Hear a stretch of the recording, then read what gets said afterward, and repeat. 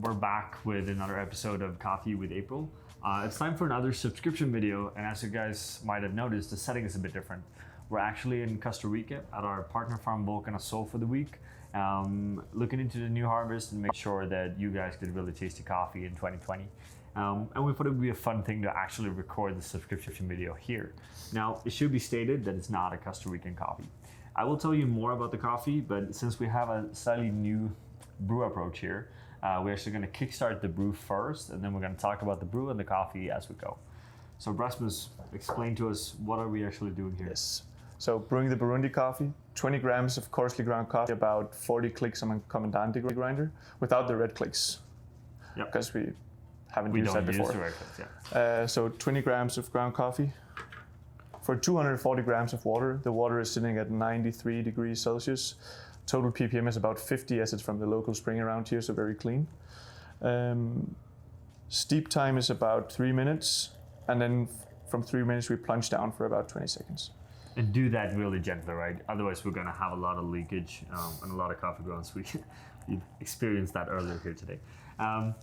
Rasmus already mentioned it's a Burundi coffee, and that's true. As you guys know, we like to work seasonal.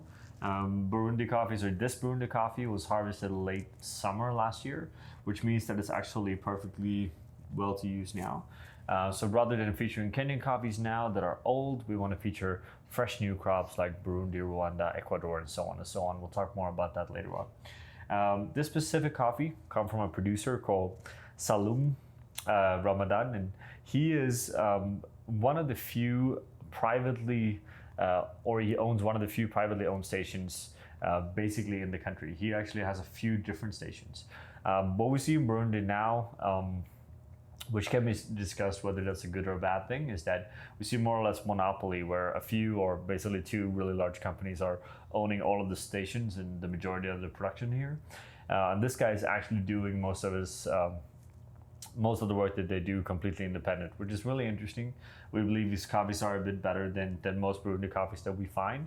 And we love this specific coffee because it has very clear Kenyan attributes to it in terms of taste.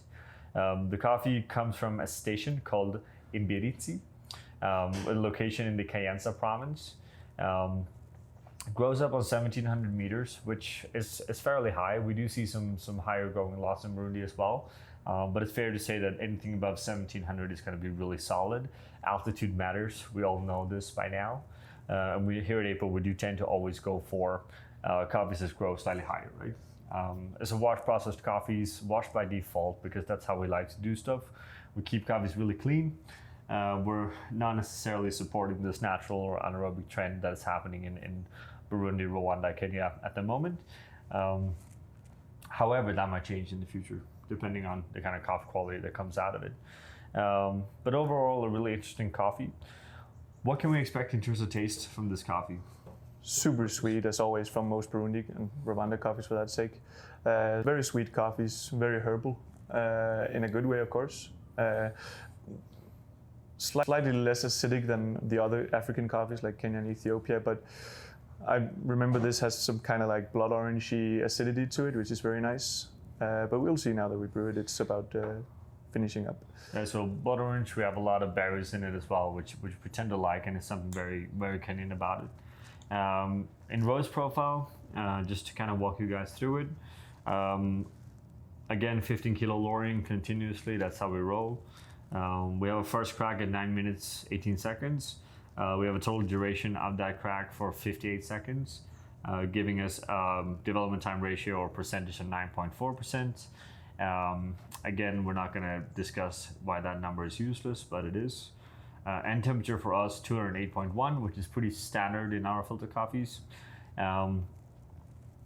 Overall, we basically try to push this coffee a tiny bit faster to get a bit more vibrancy, a bit more transparency out of it. Our total roast times to do it tend to end up around 10 minutes, which is just, again, giving the coffee proper time to just develop as well. Coffee needs time. That's just how it is. But overall, really interesting. And we're pushing the same coffee filter as espresso as per always. With that, of course, if you guys have chosen multiple bags, you're going to get a few different coffees as well. Cool. Let's see what we get out of it. We like taking out the French press here because what happens is that a full immersion brew is actually really efficient when it comes to more acidic coffees. That has a slightly higher vibrancy to really create a good balance in the coffee and to get the most out of it. We really like to do a brew that, again, more simulates a cupping format than anything else. And most importantly, doesn't separate any oils by using a paper filter, right? So it's a bit old school, but we're also at a farm in Costa Rica, and we work with what we got, and I'm pretty happy with the results, right? Rasmus, any final notes on this? No, not really. I think we covered most of it. We covered most of it, I think. So the coffee was roasted basically this week, and it's on the way out to you guys now. And as always, thank you guys for subscribing. If you're not a subscriber, become a subscriber. By all means, we have some really tasty coffees coming up, and thank you guys for watching.